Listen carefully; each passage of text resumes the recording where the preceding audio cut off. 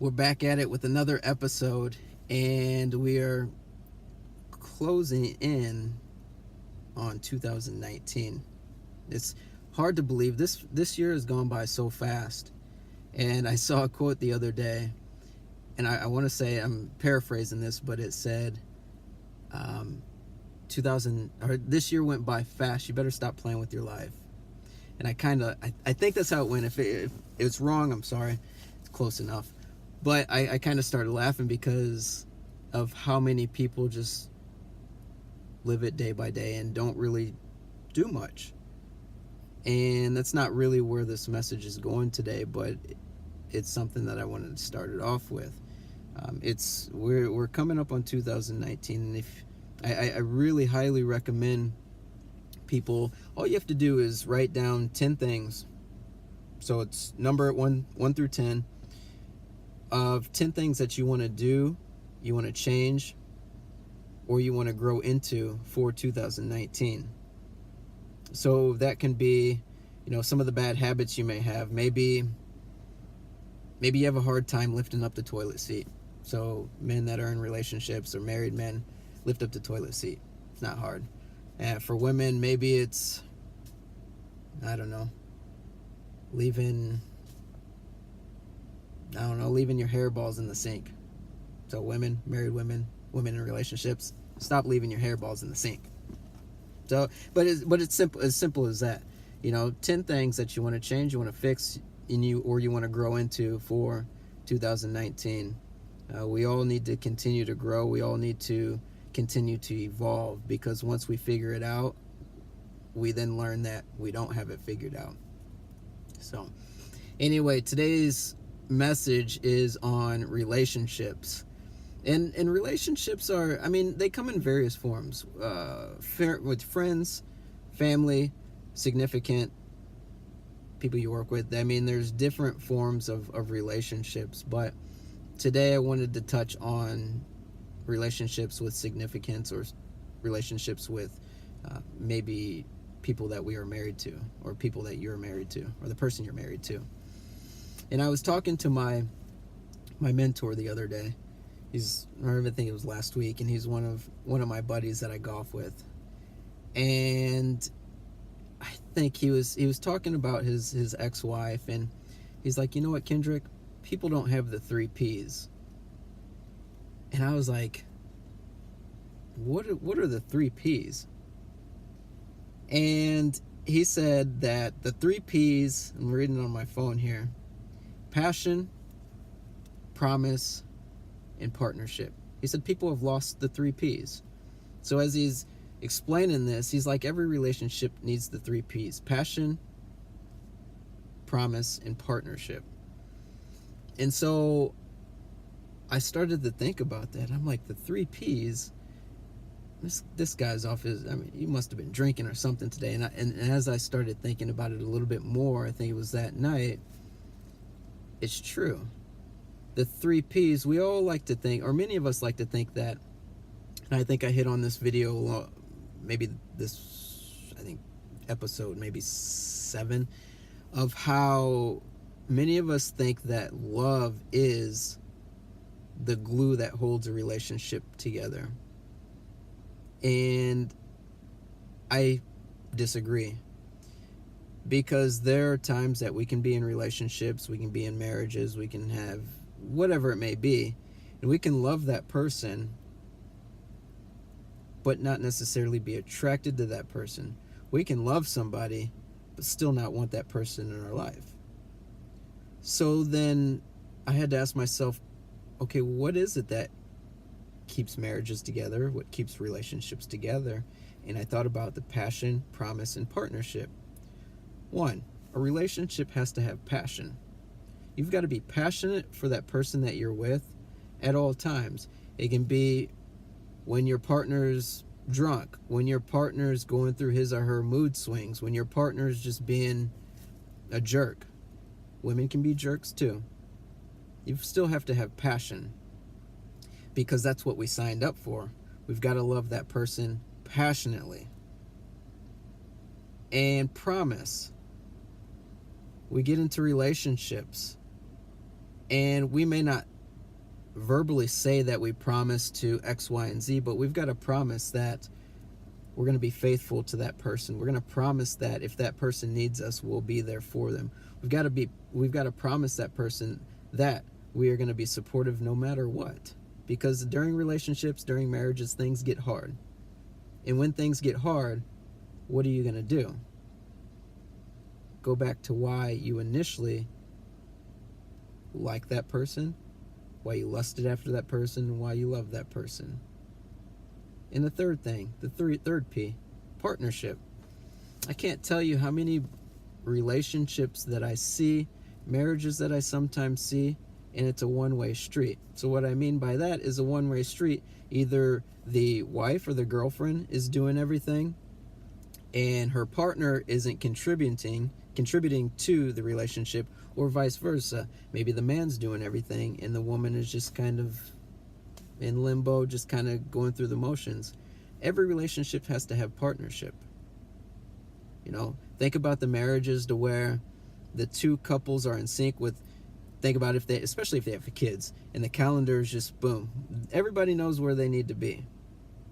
I've worked with people before that are married and have kids, and they almost live separate lives, to the point where one person thinks on Wednesday they're supposed to be doing this, and the other person thinks on Wednesday they're supposed to be doing something completely opposite. The 3 Ps are important. So what's next in the 3 Ps? I think every relationship or every person needs to understand their attachment style. Now, I'm not going to get into depth with attachment style.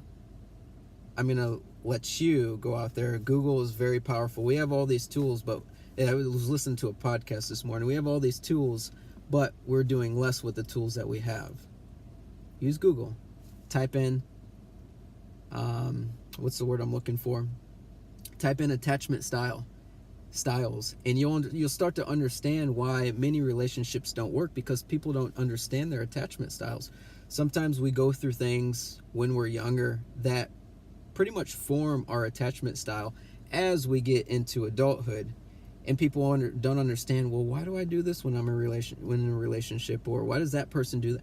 Maybe your attachment styles don't mix or don't come together like they should. So it's very important to understand your attachment style. And I think the third thing in a relationship is communication.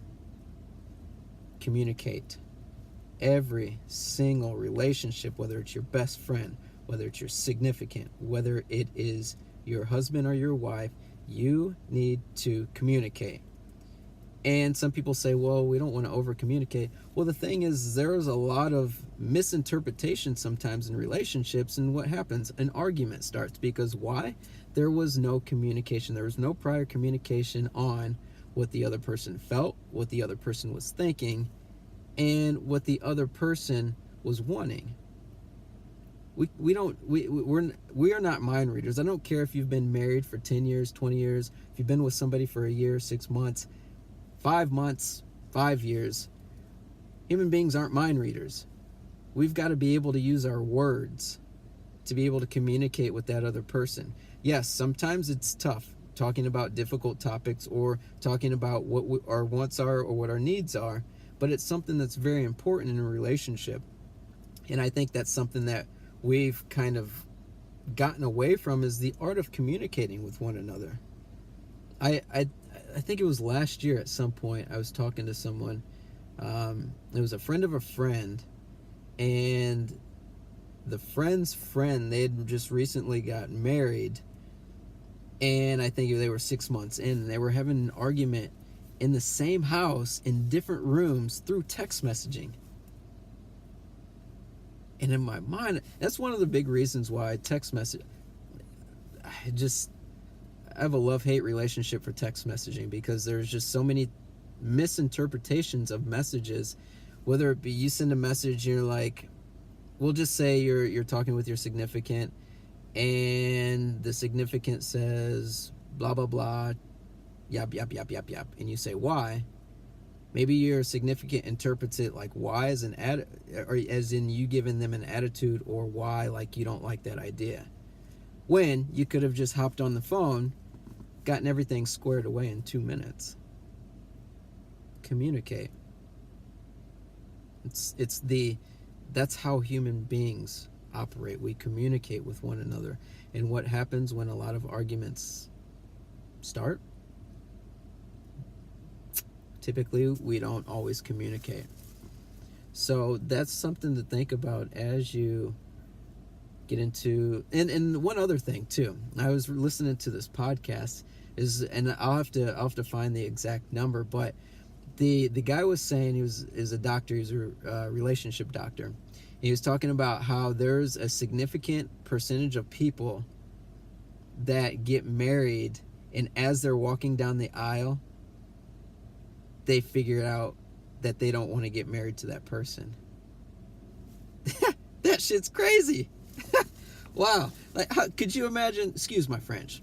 There might be some kids watching this, so close your ears at that part. But anyway, could you imagine walking down the aisle and the day of your wedding, walking down the aisle and looking at that person, you're like, damn, I really don't want to marry that person. It's funny, but it's not funny, because I can't understand that. Obviously, I've never been married before, but there are red flags way before you got married that you should have seen. That's the crazy thing about love. It'll blind us to some of the red flags that we need to see. So anyway, I thought that was interesting. Like I said, I'll have to find the exact number. Maybe I'll throw the podcast up. I think it's like an hour and a half long.